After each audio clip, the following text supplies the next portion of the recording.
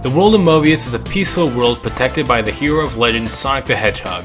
Sonic and his friends live in harmony, fighting against any evil that threatens to destroy their lives and those who live there.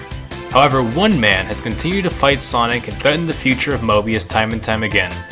Dr. Ivo Eggman Robotnik, the mad scientist who honestly does kinda look like an egg, has invented a surplus of deadly robotic minions to crush the Hedgehog and his friends.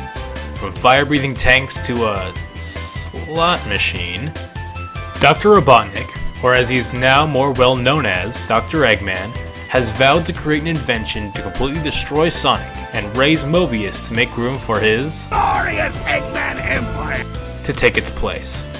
Although Sonic has trashed his plans every time, it is interesting to take a look at his various inventions over the years in the Sonic series. And today, we're looking into the lives of the very first robotic baddie that ever tried to pick a fight with the Blue Blur.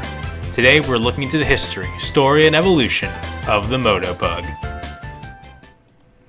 When Eggman first invaded Mobius for the first time, he had many animal-like robots which were called the Badniks.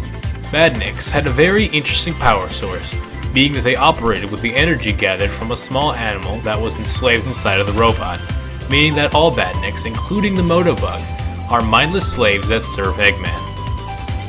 The Motobug was the most basic of his Badnik minions and made his debut in the very first Sonic the Hedgehog game.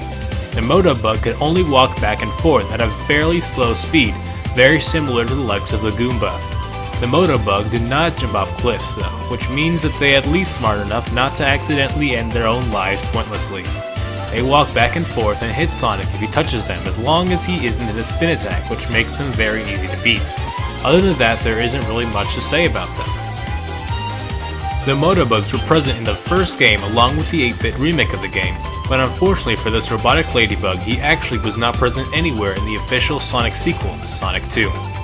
For whatever reason, Eggman's second invasion did not include the Motobug. Though he did give upgrades to most of its other minions, the Motobugs were not seen in any way in this game. Sonic CD also had absolutely no Motobugs in them either. Eggman probably wasn't a huge fan of the Motobugs, but it is shown that he still had an interest in the idea. Sonic 3 and Sonic & Knuckles came around, and while the traditional Motobug wasn't around, Eggman actually did make a type of new version. The Rhinobot was an upgraded version of the Motobug that acted very similar, but are more dangerous with the way they charge at you. After that, both the Motobugs and the Rhinobots were mostly forgotten by Eggman. None of the spin-off games had the Motobugs in them either, excluding Sonic Rift 2, which had them as small obstacles. From then, things went downhill for the Motobugs. It isn't clear why Sega hesitated to make more games with the Motobugs, or for what reason exactly the Motobugs and most of the other Badniks were left to rot and were excluded from any Sonic game. Most of the Badniks were excluded from Sonic's jump to 3D with Sonic's 3D Blast and more notably the Sonic Adventure series. It actually wasn't until 2010, which was about 19 years since the Motobugs had an action in the main series Sonic games, that they made their grand return in Sonic 4.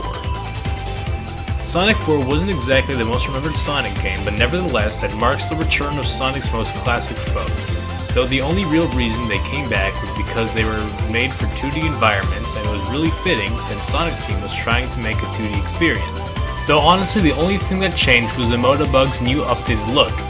Though that very same year, Sonic Team also released one of the most beloved 3D games ever, Sonic Colors, where the Motobugs finally made their grand leap to 3D and showed off their first 3D model. These Motobugs do look different, however, with their lifeless blue robotic eyes to make them feel a bit more like actual robots. In 3D, they did undergo one amazing change, in which the Motobugs now can keep up with Sonic.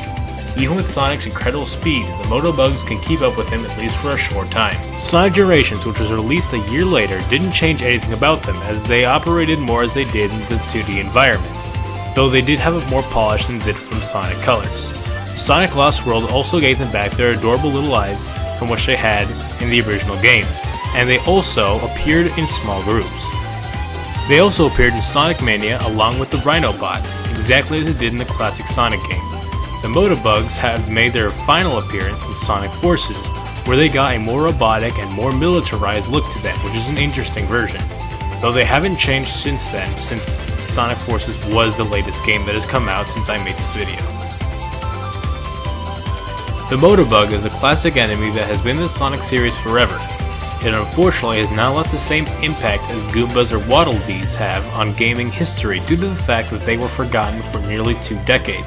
But Motobugs still are a delightful memory of the past that Sega has finally recognized as an official member of the Sonic franchise, and I'm sure we can all expect more from this robotic ladybug for many years to come. Hey guys, thank you for making it to the end of this video. If you want more videos like this, I will be making a few more for other enemies and for other games as well. So thank you all for getting to the end of my video. If you like this video, please subscribe to my channel and leave a like if you liked it. If you don't like it, leave a dislike. That's okay. I like opinions. So thank you all for watching, and I'll see you guys in the next video.